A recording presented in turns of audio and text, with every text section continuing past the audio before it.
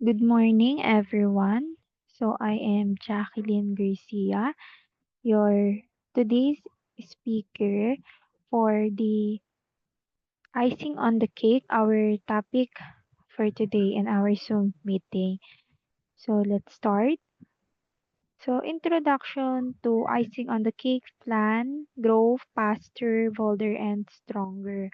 So, DXN created the icing on the cake plan as an additional strategy to help members grow faster, stronger, and bolder in their business.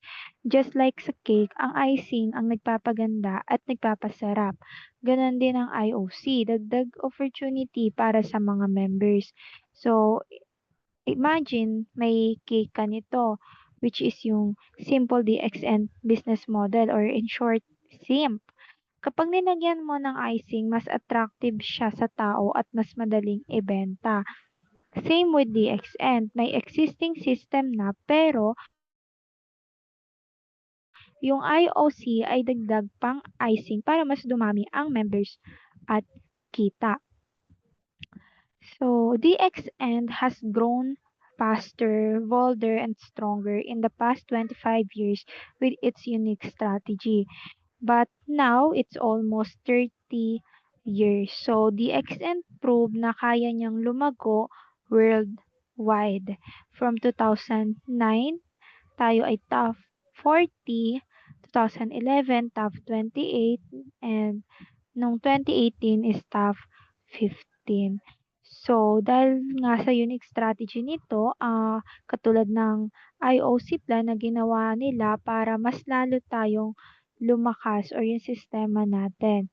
So, for example, para lamang itong isang negosyo na kung yung dating isang sari-sari store ay mayroong tamang strategy at consistency, naging grocery na at eventually supermarket. Ganito rin ang DXN, lumakas sa loob ng 25 years dahil sa clear strategies. So next, DXN system strategy, keep it simple, keep it duplicable. So DXN believes na dapat simple lang ang sistema at madaling gayahin or yung duplicable nga. Dahil kung komplikado, mahihirapan ang mga bagong members na sundan ito.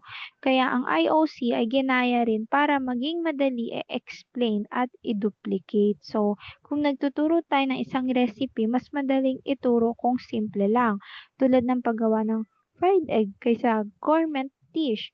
Ganito rin sa business. Kung simple at madaling gayahin ng plano, kahit baguhan ay kaya. So, icing on the cake is make your network stronger with two basic character of simp, the distribution of products, yung pagbebenta ng produkto at yung recruitment of distributors or pag-invite ng tao para sumali at maging part ng network. So, ang IOC ay idinagdag nga po para mas mapalakas ang dalawang ito. Kung may online shop ka, dalawang paraan para lumaki, magbenta ng mas maraming produkto at mag-recruit ng resellers. Pareho ang ginagawa ng DXN. So, icing on the cake is a seed stock. So, ang IOC po ay nakapokus sa seed stock. Ibig sabihin, bumili ng produkto bilang puhunan, stock para gamitin, i-share at ibenta. Ito po ang magpapa-activate ng business mo. Halimbawa na lang, kung ang isang tindera ng soft drinks, kailangan muna niyang bumili ng stock like yung mga Coke, Sprite, and etc. bago po makabenta. Sa DXN, ganun din. Bibili ka ng IOC package as a seed of stock para may paninda ka. Next, icing on the cake is optional. Pero kung gagamitin mo siya, mas mapapabilis at mas mapapalaki ang negosyo mo. Hindi siya kapalit ng main plan, kundi complementary lang. For example, yung isang cellphone with load, Puwede ka namang gumamit ng cellphone kahit walang internet, basic call or text lang. Pero kung magpapa-load ka ng internet, mas madali kang makaka-connect at mas maraming possibilities like IOC. So what are the uh, objectives of IOC? So there are 8 objectives of icing on the cake. First is to become a powerful distributor. So, gusto ng IOC na gawing mas confident at competitive ang bawat distributor. Kung may stock ka at may clear plan ka, mas malakas ang dating mo sa market. So, for example, si Ma'am Marcy, bago pa lang sa DXN, nag-avail siya ng IOC package kaya lagi siya may produkto on hand. Kapag may nagtanong ng kape or supplement, agad niyang naibibigay. Mas nagmukha siyang serious businesswoman kaysa sa distributor na laging out of stock. Pangalawa, to increase volume and bonus. So kapag mas maraming bumili ng IOC packages, tataas ang volume ng benta at kasabay nito tataas din ang bonus ng members. For example, si Mark nag-refer ng 3 friends na bumili ng IOC package. Dahil dito, hindi lang lumaki ang sales volume niya, kundi lumaki rin agad ang bonus na natanggap niya by end of the month. Number 3, to use, share, and sell the products as seed stock. Ang IOC package po ay hindi lang para itago. Ang tunay na layunin nito ay gamitin para sa sarili, i-share sa iba, at ibenta para umikot ang puhunan. So, for example na lang, si Nanay Remy bumili ng IOC worth 20,000. Ginamit niya yung toothpaste at kape sa bahay. Sinubukan ng pamilya niya at nagustuhan. Yung ibang produkto, binenta niya sa office. Yung kinita niya, ginamit niya ulit pambili ng next stock.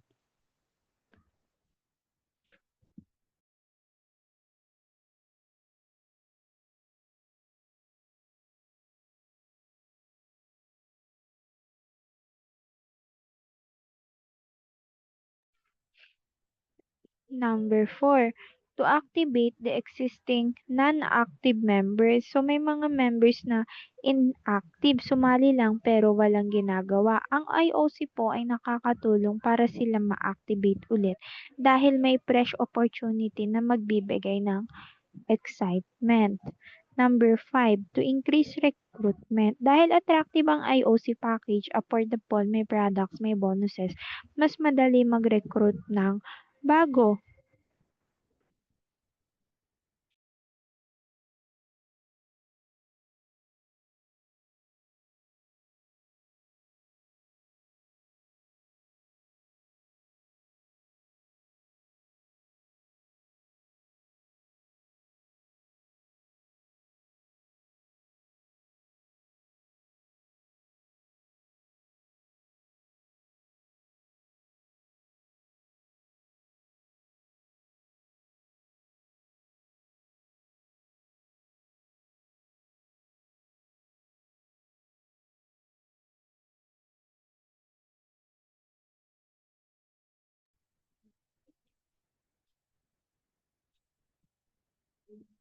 So next, to compete well in the market.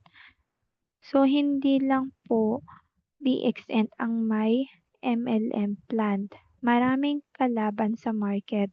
Ang IOC ay ginawa para maging competitive edge ng DXN. So kapag ang ibang MLM company may promo pack, sa DXN naman IOC ang version nila or natin dahil dito nga po mas nakikipagsabayan tayo sa ibang companies at mas napapakita sa prospect na updated at innovative ang DXN. So, yung number 5 is to increase recruitment nga po. So, dahil attractive ang IOC package, affordable, may products may bonuses, mas madali mag-recruit ng bago po. Then, number 7, to earn exponential income. Exponential, ibig sabihin mabilis na lumalaki. Ang IOC po ay nagbibigay ng bonus structure hanggang 12th generation. Ibig sabihin, kahit sa malayong downline, pwede ka pa rin kumita. Halimbawa, si upline Jocelyn may recruits hanggang 5th generation. Kahit hindi na niya kilala ang mga nasa ilalim, dahil IOC system, may percentage pa rin siyang kita sa bawat isa. Parang nagtanim ka ng puno na patuloy na nagbubunga kahit hindi mo na dinidiligan araw-araw. Then lastly, to create new excitement. So lahat po ng members ay madaling mawalan ng gana kung paulit-ulit lang ang system. Ang IOC po ay nagbibigay ng fresh motivation at bagong energy. So for next is, what is IOC? So it is a predefined amount of package which member can buy of his own choice and with his own willingness and can be purchased in branches and stock points. So, icing on the cake po ay isang predefined package na pwedeng bilhin ng member ayon po sa choice at willingness niya. Pwede itong bilhin sa DXN branches or stock points like yung mga stockies. Hindi ito compulsory pero kapag ginawa mo malaking advantage.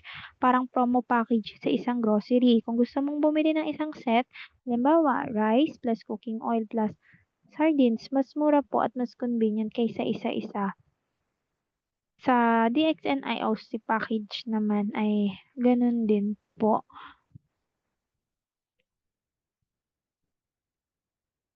So, for example, the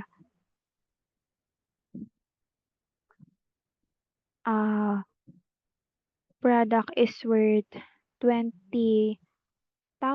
Ang value na gagamitin para sa IOC bonus system po ay 10,000 sales value.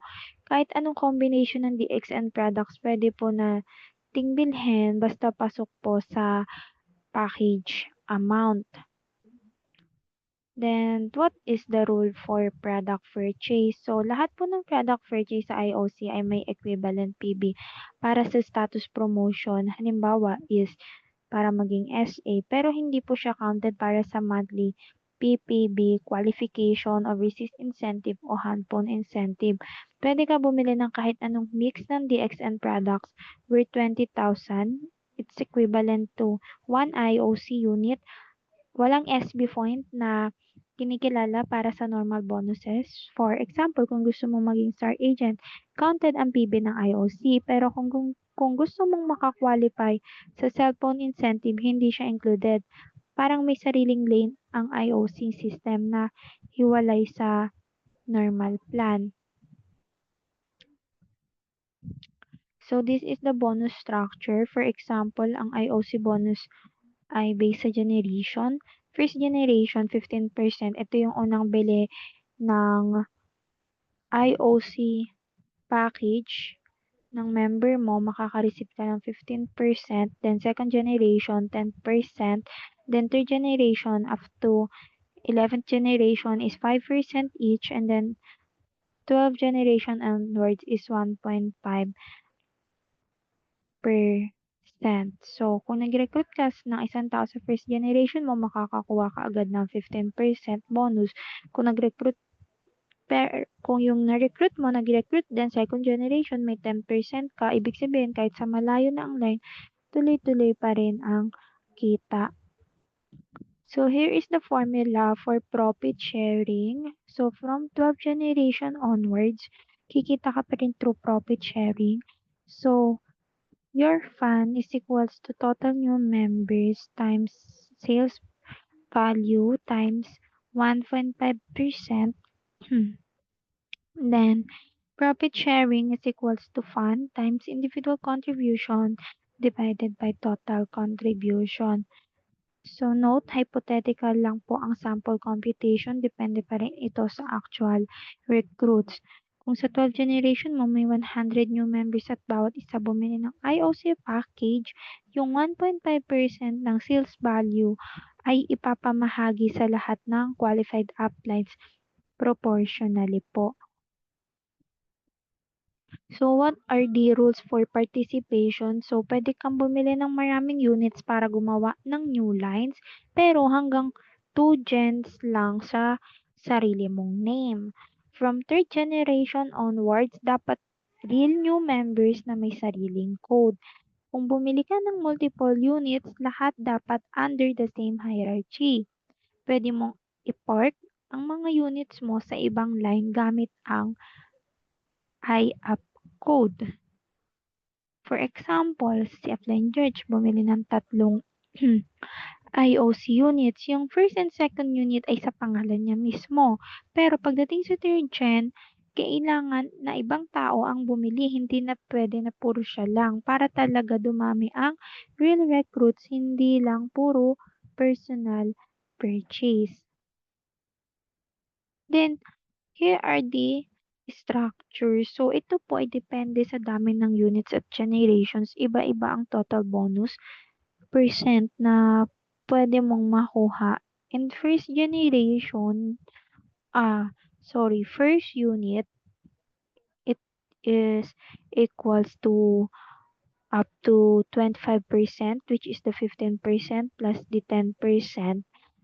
Then second unit is up to 30%, 15% plus 10% plus 5%. And then 3 units is up to 40%, 15% plus 10% plus 5% plus 10% and etc. So from 12th generation onwards is 1.5 profit sharing. So for example, kapag bumili ka ng 3 units, mas malaking potential bonus mo kasi mas maraming lines ang active. Parang tindahan, kung isa lang ang pwesto mo, isang lugar lang ang kita mo, pero kung may tatlong branches ka, mas malaki ang income potential. So, rules for the SP. So, kailangan full payment bago ma-activate ang unit. 1 unit purchase is equals to IC volume of 10,000 for retail sales of 20,000 package, and ang ISB ay exclusive lang para sa IOC projects. For example, kung bumili ka ng IOC worth 20,000, automatic may 10,000 sales value ka. Ito ang gagamitin sa computation ng IOC bonus system, hiwalay sa regular SB at PB ng marketing plan. So, what are the rules for sponsorship naman? So, no cross-line sponsorship, hindi pwedeng kumuha ng recruit mula sa ibang line. Optional ang IOC, ibig sabihin hindi required. Sponsorship cannot be changed kapag nailagay na ang recruit sa isang line, hindi na pwede ilipat. For example, si Ana ay under kay Pedro. Kahit gusto niya sanang lumipat kay Maria or ibang line, hindi na pwede. Stable ang structure kaya walang gulo sa hierarchy. Icing is an international package. So, pwede ang IOC plan sa new recruits, bagong members, future recruits, susunod na papasok, existing members, active at inactive, at pwede ring local at overseas. So, si Juan sa Pilipinas nag-avail ng IOC, tapos si Maria, friend niya, nasa Italy, nag-join din under IOC. Pareho silang pasok kasi international ang coverage. So, what are the benefits of IOC in relation to SIMP?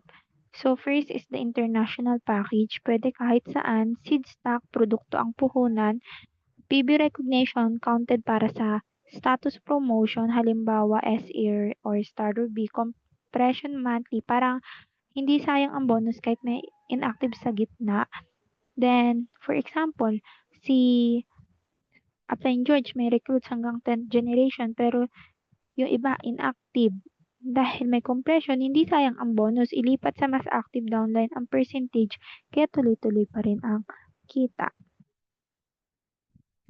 So, this is the compression example for 1 month. So, halimbawa, kung may 25 generations ka, pero hindi lahat active, ang IOC system ay nagko-compress. Example, kung ang nag-join ay sina B, C, E, G, J, L, and PRTY, yung bonus ay diretso pa rin kay A dahil sa compression.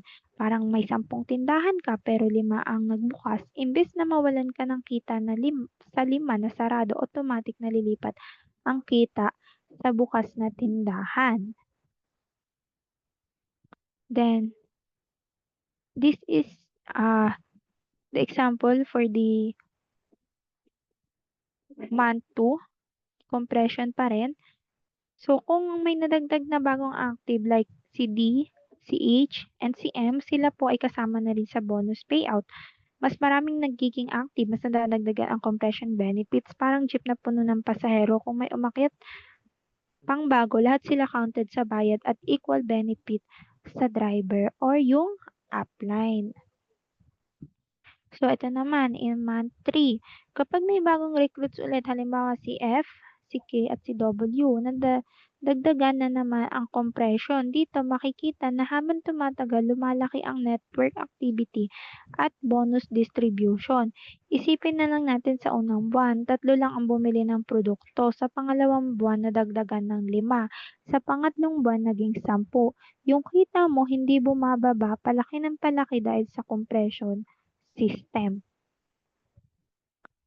So, sa pang-apat na buwan, kung may recruits under existing members, halimbawa si J at R nag-recruit ng bago, automatic na papasok din sila sa compression bonus structure. Dito, pumapasok ang profit sharing. Lahat ng active ay may share kahit hindi direct recruit. For example, si J downline mo, nag-recruit ng bago.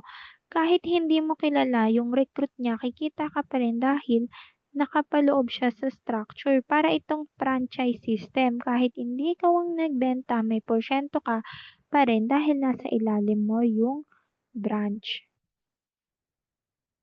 So, one stone targeting 8 birds. So, first, it is an international package. Pwede kahit saan. No matching of share required. Hindi tulad ng ibang plans na kailangan may left at right. No maintenance required. Isang bayad lang. Lifetime entitlement. Seed stock for sales. Laging may paninda. PB recognition for status promotion. Nakakatulong sa rank advancement. Purchase once and a lifetime entitlement. One-time payment lang. Exponential income. Kahit isang level lang, pwede kumita ng malaki. Qualify for free travel or TSI, the travel incentives. So what are the other advantages? Can buy any mix of products. Pwede kang bumili ng any mix of products. Hindi nakalimit sa isang set. Affordable para sa karamihan. Nakakatulong sa recruitment at bonus under the marketing plan at napapabilis ang promotion. So, seed stock for sales. So, buy products as seed stock, gawing puhunan, don't use all personal consumption, dapat may pangbenta. Sell the products, don't spend the money, gamitin ulit ang kita para mag-replenish ng stocks, pwede ibenta sa members at non-members. So, here are the countries with icing. So, first is the Philippines, Hungary, Romania, Bulgaria, USA, Mongolia, Indonesia, and many more. So, here is the letter of intent. So, ito po ay official form o declaration na pag gusto mong sumali sa IOC plan. So, or IOC project, kailangan para maging formal ang participation mo. Like, ito po ay parang enrollment form. Kailangan mong mag-fill up dahil kung hindi ay hindi ka officially enrolled. Sa IOC, ganun din. So next, this is the product order. So ito naman po yung ginagamit kapag bibili ka ng IOC package na saan dito ang mga produkto na kukuhanin mo as part of your seed stock.